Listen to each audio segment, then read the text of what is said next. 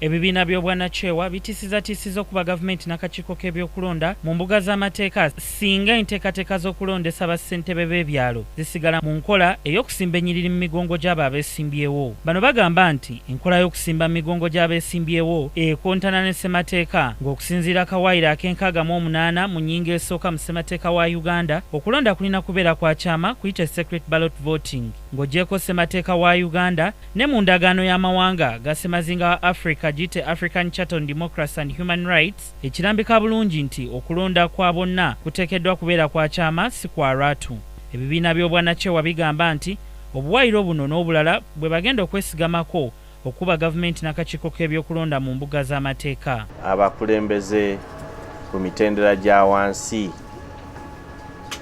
ey'okubasimba mu mugongo si y'enkola ennungi ekkirizibwa mu mateeka gaffe wano mu Uganda, naddala ssemateeka n'amateeka agafuga enkola ez'okulonda mawanga amagatte.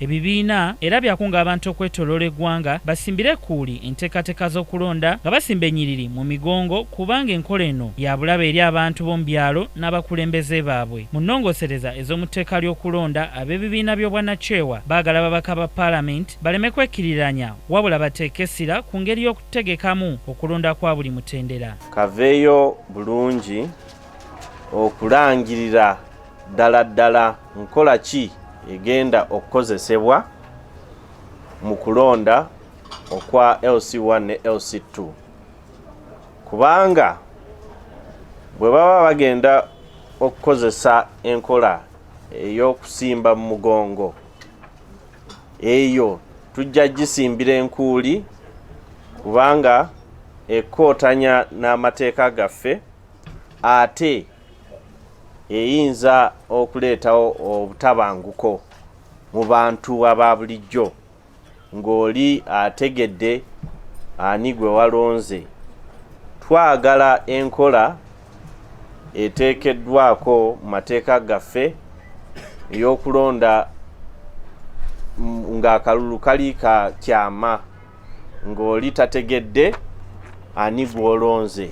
Sabbiiti 2 emabega akakiiko ka paalamenti akavunaanyizibwa ku kulonda kasisinkana abantu ba bulijjo omwali abakulembeze b'obukiiko bw'ebyalo abaliko kati, era mu nsisinkano eno abantu bakyogera mu lwatu nti si basanyufu n'enkola y'okusimba ennyiriri mu migongo gy'abo abeesimbyewo. Kyandibadde sekutabalot obutaleeta nnyo enkaayana ku bantu n'obutaleeta kubanga kyamaani wa LC1 mukungu nnyo ku gavumenti agenda okugatta bantu mu byalo, ate bwe tuba tuleesa akalulu kana ak'omugongo okugamba oyongera okugatulula abantu abandi badde abaali awamu. Enkola y'okusimba mu mugongo si nnungi. Tuwa omusolo eto komishoni ssente zigendayo, naffe abeero si balina bateekateekera mu nteekateeka ennungi ey'okkuba obululu okusinziira ku ggwanga erya demokulasiya we lituuse.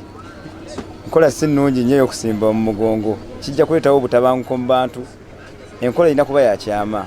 Anza okusimba mu mugongo sikuwagira, kyetaaganga kulonda kapapula osuulamu kuba wano oli asobola okutunula mu layini n'alaba nti tomulonze ate ng'akumanyi naawe omumanyi. Ssenyonga Beka Mulinde, KTV Amalindirire.